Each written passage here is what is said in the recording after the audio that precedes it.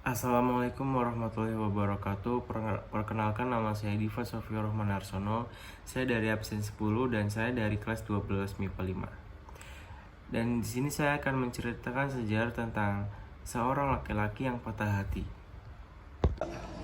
Pada suatu hari ada seorang janda bernama Mande Rubayah yang tinggal hanya bersama anak laki-lakinya di sebuah perkampungan nelayan pantai air manis di Padang. Ia sangat menyayangi anaknya dan merawatnya dengan sepenuh hati. Nama anak laki-laki yang sangat ia sayangi adalah Malin Kundang. Mande Rubayah sangat memanjakan Malin Kundang sehingga ia tumbuh besar menjadi seorang anak yang rajin dan penurut. Ia juga sangat menyayangi ibunya. Saat Mande Rubayah semakin berumur, ia hanya bisa bekerja sebagai penjual kue untuk memenuhi segala kebutuhan di rumah. Mande Rubayah tetap berusaha keras agar kuenya laris. Ia tetap ingin yang terbaik untuk anak kesayangannya. Namun, cobaan keluarga mereka tidak berhenti di sana. Suatu hari, Malin Kundang jatuh sakit yang cukup parah. Ia hampir meninggal, tapi untungnya sang ibu masih berhasil menyelamatkannya. Saat Malin Kundang tumbuh dewasa, ia memohon pada ibunya agar ia diperbolehkan merantau dan mencari pekerjaan di tanah lain, agar ia bisa mengubah nasibnya dan ibunya menjadi lebih baik. Mande Rubayah melarang Malin Kundang pergi karena ia takut terjadi hal-hal yang tidak diinginkan pada anaknya saat ia jauh di sana dan ia tidak bisa membantunya.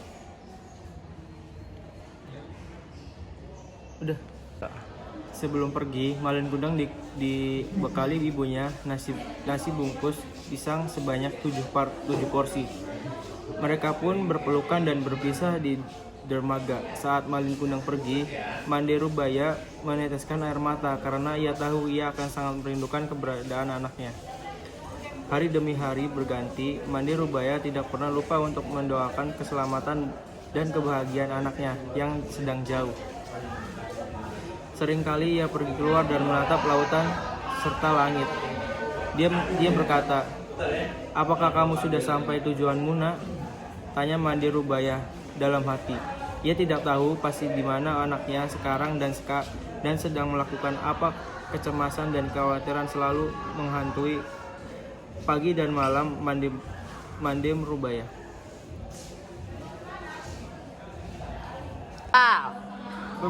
Beberapa waktu kemudian ada kapal yang datang pulang. Mande Rubayah sangatlah senang dan mencari anaknya, tapi ia tidak menemukan Malin Kundang di antara banyak awak kapal itu. Ia pun bertanya-tanya pada mereka, apakah mereka melihat Malin Kundang atau bahkan hanya sekedar tahu di mana ia berada. Jawaban yang Mande Rubayah terima selalu sama, tidak ada yang tahu di mana Malin Kundang berada. Hari berganti hari, minggu berganti minggu, bulan berganti bulan, dan tahun berganti tahun. Entah sudah berapa lama yang ibu menunggu kepulangan anaknya yang tidak pasti ini. Mande Rubayah masih tetap berdoa tiap harinya agar sang anak kembali pulang ke pelukannya. Mande Rubayah sudah semakin tua, cara jalannya pun sudah berubah. Tubuhnya bungkuk dan menjadi semakin lemah. Namun tiba-tiba ada sebuah kabar bahwa Malin Kundang sudah menikah dengan seorang putri bangsawan di kota. Tentunya ia merasa sangat senang dan di dalam hatinya ia yakin Malin Kundang akan pulang dan memperkenalkan istrinya pada ibu yang ia sayang ini. Tidak lama kemudian ada sebuah kapal besar yang datang menuju ke pantai.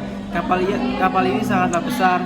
Tidak ada kapal yang lebih besar yang pernah berlabuh di pantai ini. Sebelumnya, semua orang penduduk desa pun berkumpul untuk melihat. Para penduduk desa berpikir kapal itu adalah milik seorang sultan atau pangeran. Mereka semua sudah siap untuk menyambut siapapun yang ada di kapal itu dengan gembira. Ketika kapal itu sampai, terlihat sepasang anak muda yang berdiri di anjungan. Pakaian mereka terlihat sangat indah dan mewah. Wajah mereka dihiasi senyum yang bahagia. Para penduduk desa pun bersorak untuk menyambut mereka. Ternyata kedua sepasang itu adalah Malin Kundang dan istrinya. Hati Mande Rubaya sangatlah senang. Kerinduan yang ia rasakan selama ini akhirnya terbayar. Ia pun berlari menghampiri Malin Kundang saat ia turun dari kapal. Dia berkata, "Malin anakku, mengapa kamu pergi lama sekali tanpa kabar?" Kata Mande Rubaya sambil menangis terharu. Malin Kundang terkejut karena ia tiba-tiba dipeluk oleh perempuan tua renta yang berpakaian jelek dan kumuh. Malin Kundang tidak percaya bahwa perempuan itu adalah ibunya. Istri Malin Kundang pun juga terkejut dan berkata, "Wanita jelek itu siapa? Ibumu?" "Tidak mungkin," ucap istri Malin Kundang, merendahkan sambil meludah pada Mande Rubaya. Perempuan tua itu terkapar di pasir, menangis dan sakit hati. Orang-orang yang melihatnya ikut terpana dan kemudian pulang ke rumah masing-masing.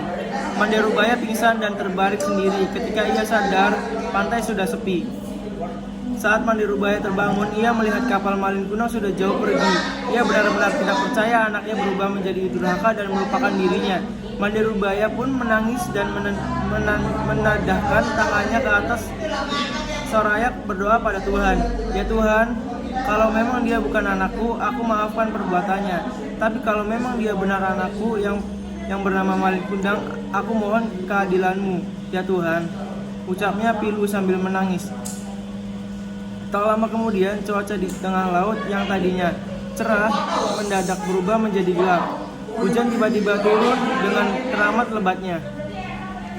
Tiba-tiba datanglah badai besar menghantam kapal Malin Kundang yang dilanjutkan sembaran petir yang menjelegar. Saat itu juga kapal besar dan mewah itu hancur berkeping-keping, kemudian terbawa ombak hingga ke pantai. Esoknya saat matahari pagi muncul di ufuk timur, badai telah reda. Di pinggir pantai terlihat kepingan kapal yang telah menjadi batu. Itulah kapal Malin Kundang. Tampak sebongkah batu yang menyerupai tubuh manusia. Itulah tubuh Malin Kundang, anak durhaka yang dikutuk ibunya menjadi batu. Di sela-sela batu tersebut berenang-renang ikan teri, ikan belenak, dan ikan tenggiri. Konon ikan itu berasal dari serpihan tubuh sang istri yang terus mencari Malin Kundang. Jadi pelajaran yang kita dapat di sejarah ini, kita tidak boleh durhaka kepada orang tua. Walau kita tidak salah, kita jangan melawan, atau kita kalau sudah di atas, kita tidak boleh melupakan orang tua. Bahwa kita ingat kita berasal dari mana dan kita harus selalu ingat kepada orang tua. Terima kasih. Assalamualaikum warahmatullahi wabarakatuh.